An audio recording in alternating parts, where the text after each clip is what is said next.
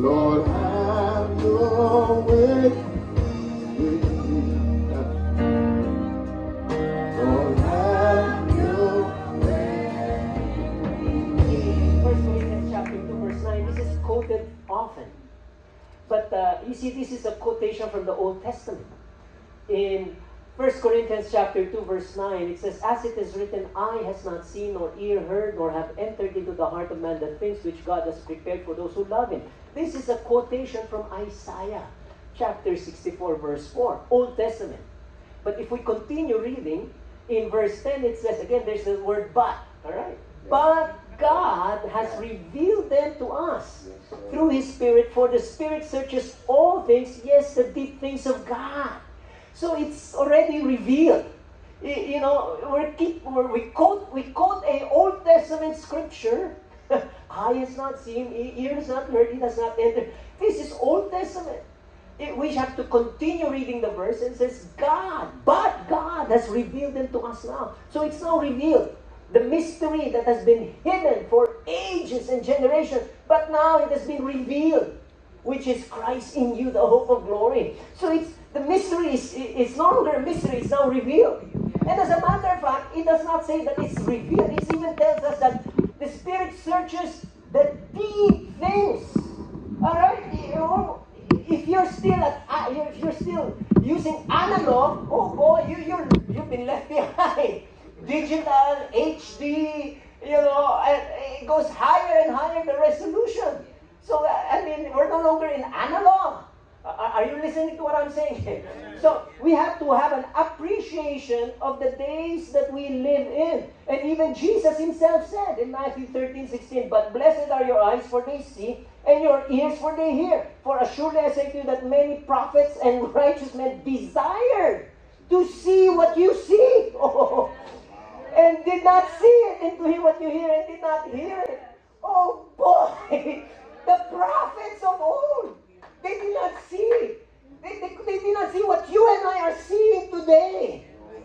Oh, what age and generation and season we live. Like I said, what a privilege it is. Yeah.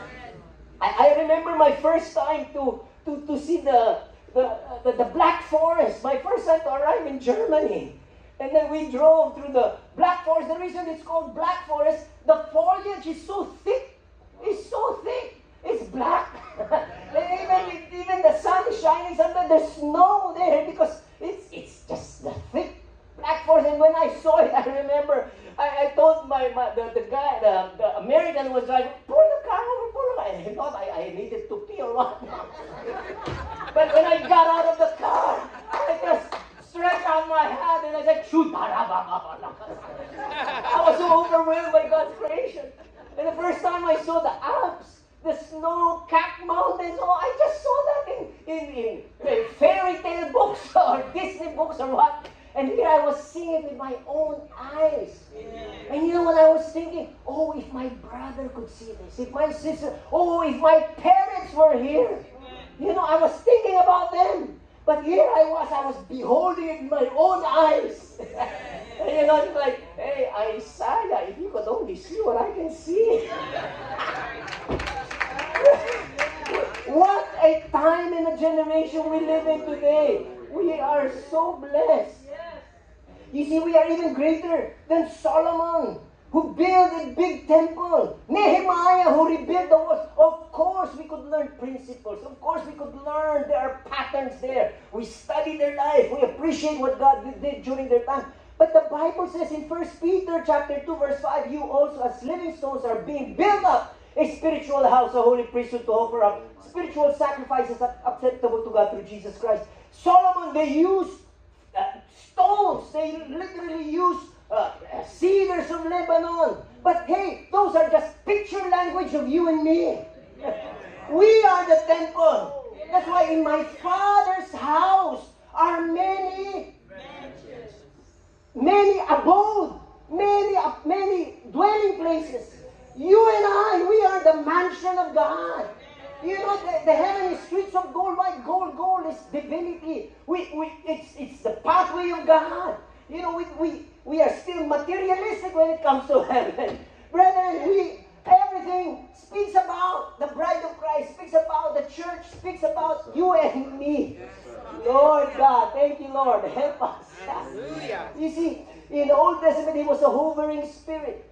would just hover, he would come and inspire somebody, and they would speak out and prophesy. But now the Lord said, wait, tarry in the city of Jerusalem until you be endued with power from on high. The name Jesus or Yeshua. The name Yeshua was a common name. It was a derivative of Joshua.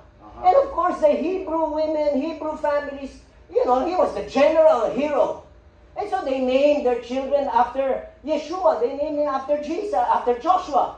But what made Jesus different, the reason he's different is he's not just Yeshua. He is Yeshua HaMashiach. He is the one. He is the anointed one. He is Jesus, where the Spirit descended and remained. The anointing, there is no anointing without the Holy Spirit. Yes. Remember Noah's Ark? There were 2 birds that were set free, right? The other one did not come back. How come the other one did not come back? It was a raven, right? A blackbird, right? Raven. He didn't come back. Why? Because he was having a fiesta. There was so much dead bodies. He eats meat. But the dove does not eat dead meat. It does not. No, the dove does not eat that. You see, the dove, the raven, speaks about the demonic. He settles on dead meat. If you're walking in carnality, you're walking in the flesh. Oh, you get the raven upon you. Don't get the raven. But the dove was lying and every dead bodies. No way. So he come back to the ark. Finally, it came back. And when it came back, what did it have? Okay, a branch of an olive. All right, olive. Because the anointing, the oil. That's why even now, the dove with the sign of the peace. You see, it's only with the Holy Spirit, that's where the anointing is.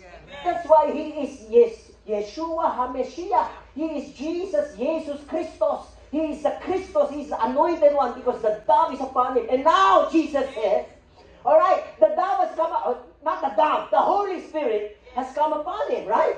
And then now he says, all right, as the Father has sent me, that is the apostolos, that is the apostolic anointing, sent one. Jesus is the great apostle. As the Father has sent me, so I send you. Wait a minute. Jesus was sent. When Jesus came, he said, when you see me, you see the Father. Jesus was a visible representation of the invisible God. God is now not invisible. He is now seen. When you see me, you see the Father. The Father and I are one. That is the apostolic. That is the apostolos. Sent out one, he represents, you study the origin of the word apostle. It's a naval fleet or an admiral. They represent the empire. They represent, wherever they go, they represent who sent them. And Jesus is the apostle. He was sent. If you see me, you see the Father. There's no more excuse. The Bible says they commit sin because they have not seen. But now that they have seen, there's no more excuse. All right? Now he revealed the Father. And now Jesus said, as the Father sent me, now I send you. Wait a minute. How can we represent him? And then when he said that, as the Father sent me, so I send you. And then he breathed on them. He breathed. And then he said, receive the Holy Spirit. And the sins that you forgive, it shall be forgiven. The sins that you retain, it shall retain. What was he saying? The same Spirit that is upon me is now upon you. Hey, there is no Holy Spirit type A, Holy Spirit type B. The Holy Spirit does not have a cousin. The Holy Spirit, there is no outlet store where it did not pass the quality control. There's only one Holy Spirit. My first time in Israel, I went to the Garden Tomb. My first time. And when I entered the Garden Tomb, it was strange, it felt like I've been here. But it's my first time. But what did they say? Deja vu. Like deja vu is like, looks familiar, smells familiar, sounds familiar. And I was wondering, why is that? It's my first time here. But then the Lord reminded me, Romans. If the same Spirit who raised Jesus from the dead dwells in you, He shall quicken your mortal body. No wonder it sounds familiar, looks familiar, smells familiar. Because the same Holy Spirit that was there 2,000 years ago that raised Jesus is the same Holy Spirit that was now inside of me. The same. So, if Jesus is Jesus Christ, the Anointed One, John says, you have the anointing. We are Cristiano. We are Christians. We are the anointed ones. Unless a grain of wheat falls into the ground and dies, it remains by itself. But if it falls and dies, it multiplies.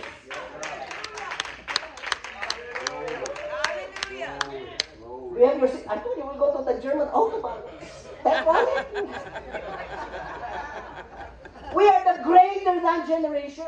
Because before, He was the hovering Spirit. But for us, it's the Holy Spirit is living inside of us. 24 hours a day, 7 days a week. That's why the Bible says, do not grieve the Holy Spirit. Why? Because the Holy Spirit is in you permanently. What are you watching? What are you doing? What are you drinking? What are you saying? When you are doing things that are not pleasing to Him, it grieves the Spirit. So do not grieve the Holy Spirit. He is always with us. Because the day that the Holy Spirit abandons you, that's the unforgivable sin. You know, it's not a matter of us, the forgiveness. The blood always flows. There's always forgiveness. You know, the problem is the hardening of the heart. When you harden your heart so much over and over and over again, that the Holy Spirit's conviction does not work in you, that's the unpardonable sin, because you cannot return anymore. It's only the conviction of the Holy Spirit that will cause you to ask for forgiveness and repent. Am I talking to somebody here? Amen. Now, let's try to land on my message last night. Again, we're talking about the greater than generation. I'm going to show you something here, and I will be... Alright, we quoted this many times. The mystery that has been hidden for generations. Now it has been made known, which is Christ in you, the hope of glory. That's the anointing. We are the anointed one. But I'm going to show you now this. Oh, alright. We are greater. We are greater than Moses, greater than Esther, greater than Aaron. But look at this. And we need to be very careful. Because now this is the Lord Jesus again speaking. Look at what the Lord says. Most assuredly I say to you, he who believes in me, the works that I do, he will do also. And greater works than this he will do, because I go to my Father. Oh my! Now we're not talking about greater than Moses, greater than Esther, greater than Aaron. The Lord Himself said, what I'm doing you will do. As a matter of fact, you will do greater than what I'm doing. Oh Lord, Lord, we might be accused of what? Blasphemy. Huh? Hyper-faith. But let's just study the facts. A woman who was bleeding for 12 years touched the hem of His garment. She did not touch the skin of the Lord, it was the hem. Instantly healed. That's not the only case. Actually, many touched the garment of the Lord and they were healed. Alright, wow, awesome. Peter, during the time of Peter, they did not touch the hem of his garment. The shadow of Peter healed them. So, what? 6 feet away? If it's Brother Billy, it's farther, no? And he's so tall. But, I mean, how tall are you, Brother Billy? 6'7". 6'7". Is there such a thing? I'm sorry, I'm Filipino. How far is the shadow of Brother Billy? Pastor Billy? Wow. Now, Jesus, they had to come near Him to touch His garment. But for Peter, they didn't have to touch His garment. His very shadow healed them. Isn't that greater? Yes. Isn't that greater? Well, for the Apostle Paul, Minister Francine, by post, you know. The Apostle Paul put it in an envelope, put a stamp, send it to the demon possessed. Amen. When they open the envelope, Paul's handkerchief, it smells like Paul. And they were delivered. Isn't Amen. that greater?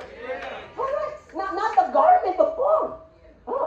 Via airmail. You know, his handkerchief, his apron, whatever, his sweat. Delivered people from demon possession. I was, 3 weeks ago, I attended a prophetic conference. I was a participant. I was not a speaker. I was a participant. Offering time, the usher passed by, and then he saw my name tag. And then after the meeting, the usher rushed to me. Reggie Ocampo, I want to tell you something. 11 years ago, I was like that, you know. And I was riding the subway. And I saw on the internet you were preaching. You were preaching in the internet. I was in the subway. And then you called my name. You said, Vinny, the time of reluctance is over.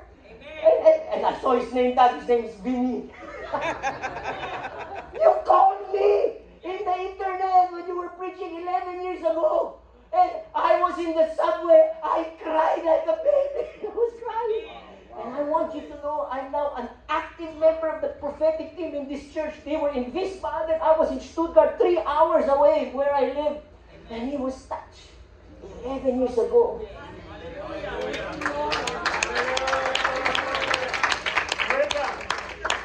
He didn't touch the hem of my garment. It's because we've got internet. Amen. We are the greater than generation. Too much is given, much is required.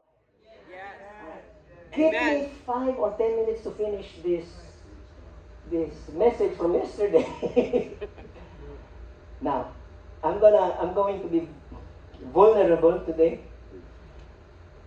Hebrews 11:4, by faith Abel offered to God a more excellent sacrifice than Cain, through which he obtained witness that he was righteous, God testifying with his gifts, and through it, being dead, still speaks.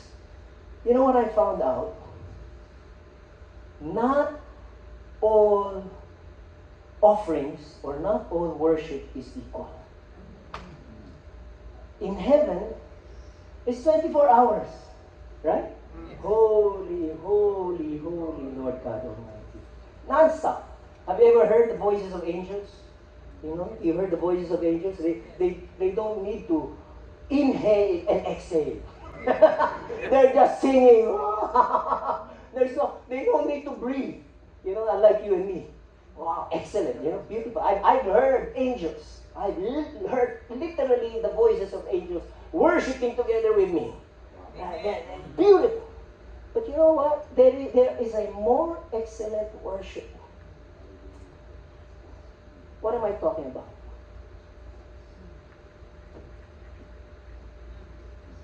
February 2, you know, we just came back from Vancouver. My wife and I brought our daughter to Vancouver. She studied in Emily Carr, and then we came back. We walked, and then when we came back, she had a hard time moving her arm, had a hard time moving her leg. So brought her to the doctor. Doctor said stroke. Brought her to the hospital. They did tests, and they ruled out stroke. It was not stroke. She was not paralyzed on her face. They did an MRI. They found at least 3 tumors in her brain, and the big tumor was causing the mobility. And then the doctor told me, yeah, it's metastasis. And then so they had to do a body scan, a CT scan, and then they found out that the primary tumor was on the left lung, spread to the right lung. It was stage 4 cancer. And my wife had absolutely no fear, 0 fear, nothing. And we believe God for a miracle.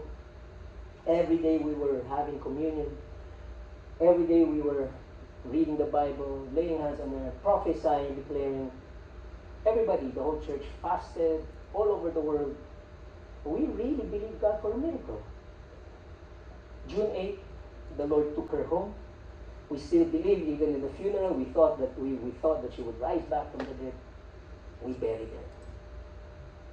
her. And why? Yeah.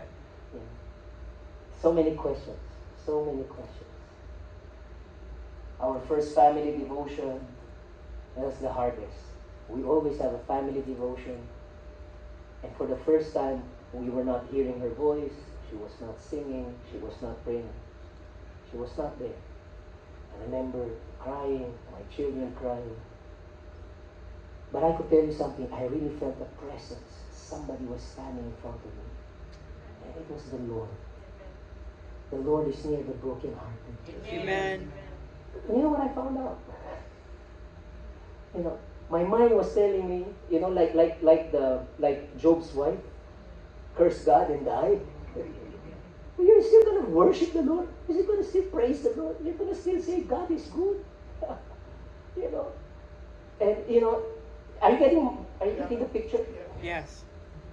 And then I remember, in Revelation 21, in heaven, we're not going to need the moon or the stars or the sun, because the very light is the glory of God. Amen. In heaven, it's so bright. It's so clear. There's no darkness. There's nothing hidden, right? But you and I, we still go through the midnight hour. We still go through the valleys. When we're in heaven, there's going to be no darkness. Amen. There's going to be no midnight. Amen. It's only here on planet Earth that you and I go through dark moments.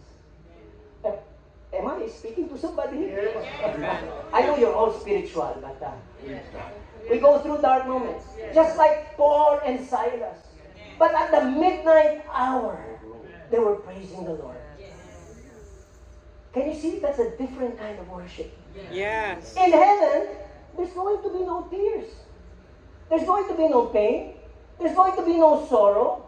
There's going to be no death. And that's why, quote unquote, it's easy to worship the Lord 24 hours a day, 7 days a week. Holy, holy, holy Lord God Almighty. Because it's so bright. There's no pain. There's no sorrow. There's no death. There's no mourning. Of course we worship the Lord. But you and I, while we are here on earth, Yes. we go through sorrow.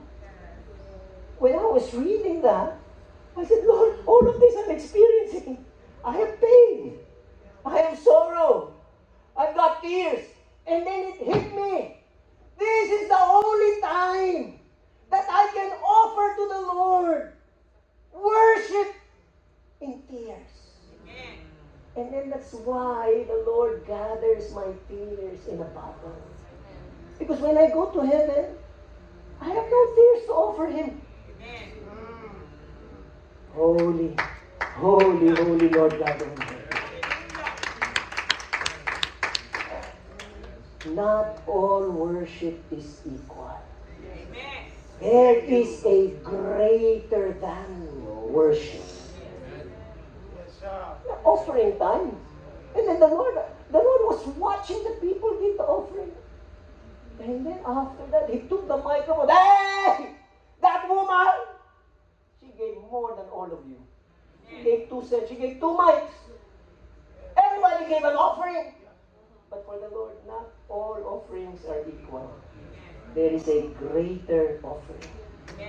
Abel offered a more excellent sacrifice. You see, in heaven, there's no questions. Now we know in part, we see in a mirror dimly, but then face to face. Now I know in part, but then I shall know, just as I also am known. In other words, in heaven, you don't have any questions. Everything is clear. All the answers are there. You're not going to doubt. You're not going to fear. It's all clear. All right?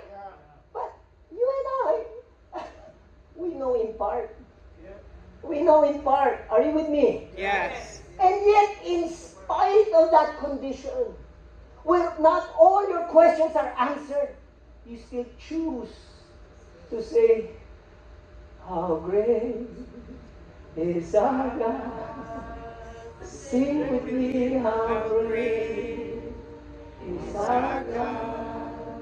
And all will see how great, how great is our God. When I was singing that, my heart was broken. 31 and a half years with my wife, Irma. I was happily married. The Lord put us together. We're one flesh. And now, she's not with me.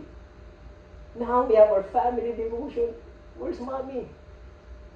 Our hearts are broken. And yet, we sing how great is our God. Amen. Our eyes, my tears have been my food day and night. And yet I choose to worship Him. And when the Lord revealed to me, that is a more excellent sacrifice. That's why God's sacrifices is not a burnt offering. What does the Bible say? Did I quote that? I don't know if it's here. The Lord is near to those who have a broken heart and saves such as have a contrite spirit. Many are the afflictions of the righteous, but the Lord delivers them out of them all. You see, the sacrifices of God are a broken spirit and a contrite heart. What are you going through tonight? I tell you, church split is painful, huh? When somebody betrays you, you have a Judas, you have a Brutus in your congregation. That's painful, right? Paul lists all his pains. But more than that, he said, my daily concern for the churches. And, it's so easy to dance and worship the Lord if somebody gave you a Tesla. Hallelujah. It's so easy. So easy to praise the Lord. You got so much testimonies to share. But what if you are going through the valley of the shadow of death? Are you still going to dance unto the Lord? And you see, that's the thing. There is a greater than offering. And tonight, I'd like to challenge you. Let's worship the Lord. I was informed that we still need $12,000 to cover just the expenses here. Is that correct? That's correct. So we are in the red here right now in this conference. But we're believing God that will change. Amen. Yes. I don't want. I'm not for. We don't believe in manipulation, right? No. Amen. I'm not going to manipulate anybody. But that's the fact. For the first time in my life, it was my birthday. Don't forget, September 15th. It was my birthday in the Philippines. I had a Bible study in the Central Bank of the Philippines. That's where my wife worked. That's where we met each other every lunch. During lunch break, I did a Bible study. These were the employees of Central Bank. Anyway, it was my birthday. People gave gifts. So I had money. And right across was a luxury store. I don't go there, but it was my birthday and I had money. So I went there and then there was sale. Bali, made in Switzerland. Ooh, Bali shoes. And then I saw the last pair of Bali shoes. I put that on and it was 50% off. Ooh, what a miracle. That does not happen in the Philippines. 50% off. I put the Bali shoes. It was tight, but I was saying, after 2 weeks, it's going to fit me. It was my birthday. I had money. Happy birthday to me. Happy birthday. I bought that Bali shoes. I wore it. It was a little tight, but wow, leather, pure leather. And how lovely are the feet of him who brings good news. I was so happy. Next morning, I love you, Lord, and I lift my voice. You love me. Yes, Lord. If you love me, you will keep my command. Your wish is my command. What do you want me to do, Lord? You want me to preach in the street corner? Tell me what you want me to do. Son, I like to talk about your shoes. I said, Lord, I'll win the world leave my shoes out of the issue. Don't let's not talk about my shoes. Son, I want you to pack up that shoes and I want you to give that shoes to Pastor Rudy. In Jesus' name. I thought I was hearing another voice. You know how it goes. Brokenness. And I knew I could keep this ballet shoes made in Switzerland, but what is the exchange? Heaven will be brass every time I pray. I packed up the thing, brought it to Pastor Rudy. Pastor Rudy, the Lord told me to give this to you. Okay, all smiles. He put on the ballet shoes. It fit him perfectly. Cinderella. I tell you, all of a sudden, Pastor Rudy, his anointing shut up. Sunday, he was preaching fire.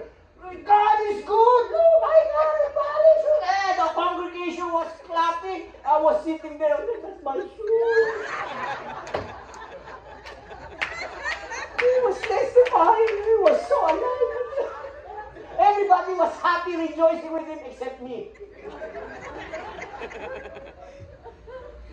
It was a sacrifice. It was a sacrificial offering.